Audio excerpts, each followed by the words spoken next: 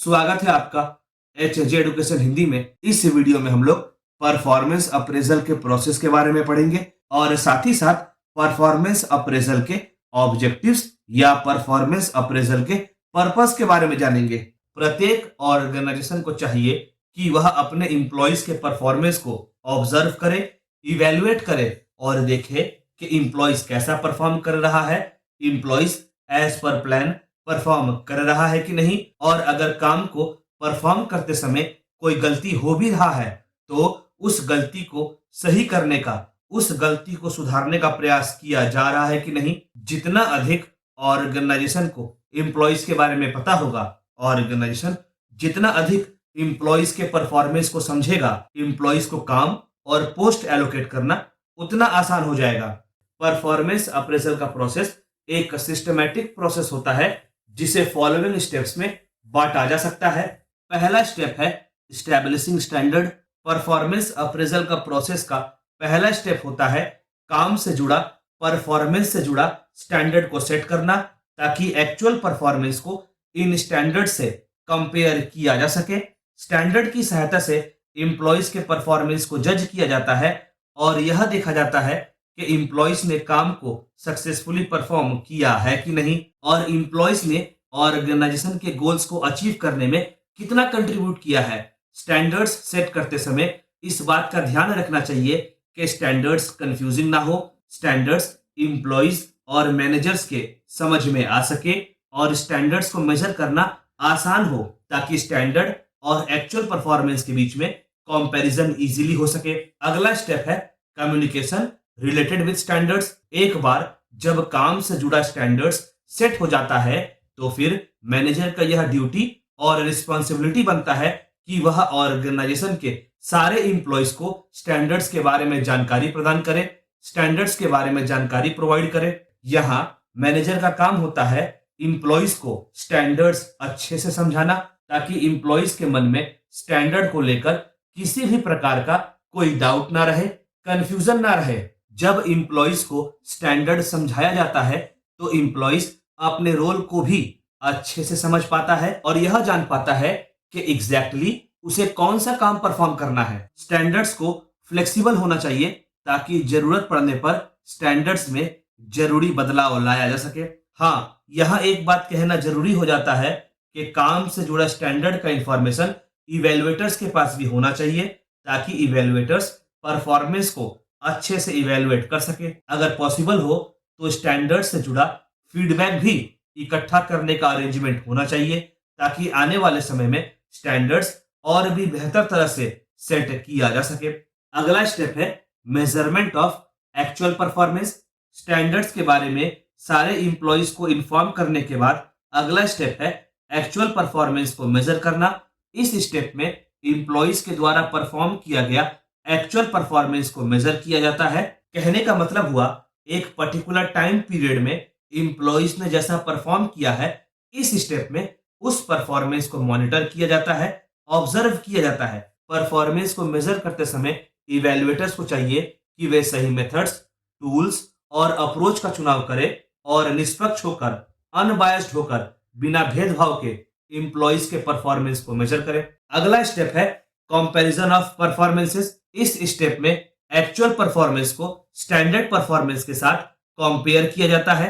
Comparison करते समय यह पता चलता है कि काम स्टैंडर्ड्स के हिसाब से परफॉर्म किया गया है कि नहीं, और एम्प्लॉइज के परफॉर्मेंस में कितना डेविएशन हुआ है। जब परफॉर्मेंस को कंपेयर किया जाता है, परफॉर्मेंस को एनालाइज किया जाता है, इवेलुएट किया जाता है, तो परफॉर्मेंस से जुड़ा इंफॉर्मेशन मिलता है, डेटा मिलता है, जिससे यह पता चलता है कि एक्चुअल परफॉर्मेंस स्टैंडर्ड से अच्छा परफॉर्म किया गया है कि नहीं, एक्चुअल परफॉर्मेंस स्टैंडर्ड के हिसाब से परफॉर्म किया गया है कि नहीं, या एक्चुअल परफॉर्मेंस स्टैंडर्ड की तुलना में कमतर परफॉर्म किया गया है। अगला स्टेप है रिजल्ट्स।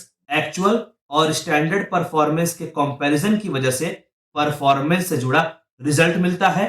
इस स्टेप में अप्रेजल से जुड़ा रिजल्ट के बारे में एम्प्लॉइज को बताया जाता है, एम्प्लॉइज के साथ डिस्कस किया जाता है। अगर काम को परफॉर्म करने के दौरान कोई प्रॉब्लम सामने आता है तो उस प्रॉब्लम का सॉल्यूशन पर डिस्कशन होता है और पॉसिबल सॉल्यूशंस को भी ढूंढने का प्रयास किया जाता है।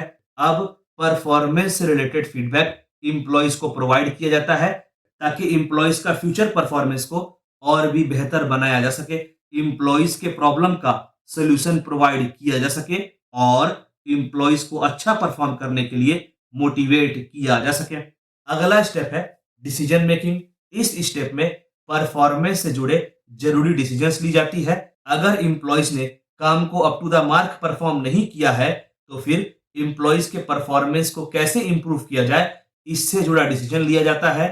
और साथ ही साथ मैनेजमेंट यह भी डिसाइड करती है कि कौन से इंप्लॉय को रिवॉर्ड दिया जाएगा, कितना रिवॉर्ड दिया जाएगा, कौन से इंप्लॉय को प्रमोशन दिया जाएगा, कौन से इंप्लॉय को ट्रांसफर करना है, कहां ट्रांसफर करना है आदि। ऑर्गेनाइजेशन में कुछ ऑब्जेक्टिव्स या पर्पस को ध्यान में रखकर ही परफॉर्मेंस अप्रेजल का प्रोसेस को परफॉर्म किया जाता है। चलिए आगे बढ़ते हैं और परफॉर्मेंस अप्रेजल के ऑब्जेक्टिव्स को पढ़ते हैं। पहला, गेटिंग इंफॉर्मेशन। परफॉर्मेंस अप्रेजल का प्रोसेस इसलिए परफॉर्म किया जाता है ताकि इंप्लॉइज के परफॉर्मेंस के बारे में जानकारी इकट्ठा किया जा सके और यह पता चल सके कि इंप्लॉइज ने कैसा परफॉर्म किया है, ताकि इंप्लॉइज को उनके परफॉर्मेंस के बारे में फीडबैक प्रोवाइड किया जा सके, जिसको यूज करके इंप्लॉइज अपने आगे के परफॉर्मेंसेस को, अपने फ्यूचर के परफॉर्मेंसेस को इंप्रूव कर सकते हैं। अगला, प्रोवाइडिंग ट्रेनिंग। परफॉर्मेंस अप्रेजल का प्रोसेस को परफॉर्म करने का ऑब्जेक्टिव होता है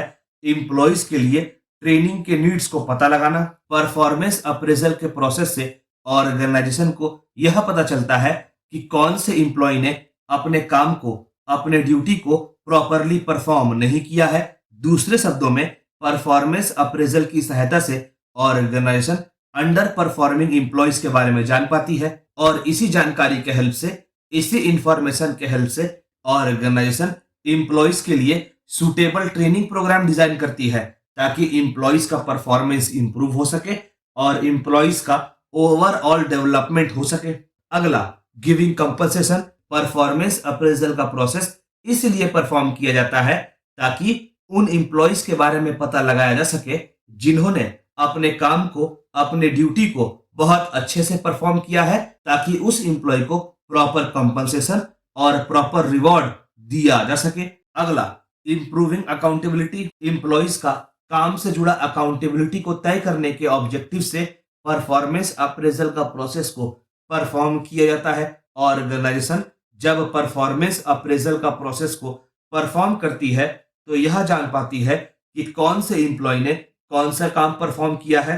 इससे इंप्लॉइज का काम से जुड़ा अकाउंटेबिलिटी को तय करना आसान हो जाता है। अगला, ऑर्गेनाइजेशन स्ट्रक्चर।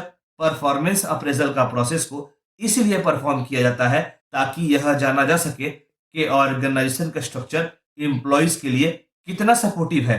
क्या ऑर्गेनाइजेशन स्ट्रक्चर ऐसा है जिससे इंप्लॉइज अपने काम को अच्छे से परफॉर्म कर पाते हैं, या ऑर्गेनाइजेशन स्ट्रक्चर कॉम्प्लेक्स है जिसकी वजह से इंप्लॉइज अपने काम को सही से परफॉर्म नहीं कर पाते। अगला, potential of employees. Performance appraisal का प्रोसेस को परफॉर्म करने का वन ऑफ द ऑब्जेक्टिव होता है इंप्लॉय को उनके पोटेंशियल, उनके क्षमता के अनुसार काम या जॉब को सौंपना। इंप्लॉइज को उनके पोटेंशियल, उनके क्षमता के अनुसार काम या पोस्ट को एलोकेट करना। अगला, फाइंडिंग सॉल्यूशंस। काम करने के दौरान इंप्लॉइज से गलतियां हो सकती है या इंप्लॉइज काम से जुड़ा प्रॉब्लम्स या चैलेंजेस फेस कर सकता है, तो परफॉर्मेंस अप्रेजल का प्रोसेस को परफॉर्म करके उन गलतियों के बारे में, उन प्रॉब्लम्स के बारे में या उन चैलेंजेस के बारे में जाना जा सकता है, जिससे एप्रोप्रिएट सॉल्यूशंस को खोजा जा सके। अगला, goal and work. Performance appraisal perform करने का ऑब्जेक्टिव होता है काम से जुड़ा गोल्स को सेट करना और यह भी डिसाइड कर सके कि इंप्लॉइज अपने काम को किस तरह से परफॉर्म करेंगे ताकि उन गोल्स को अचीव किया जा सके।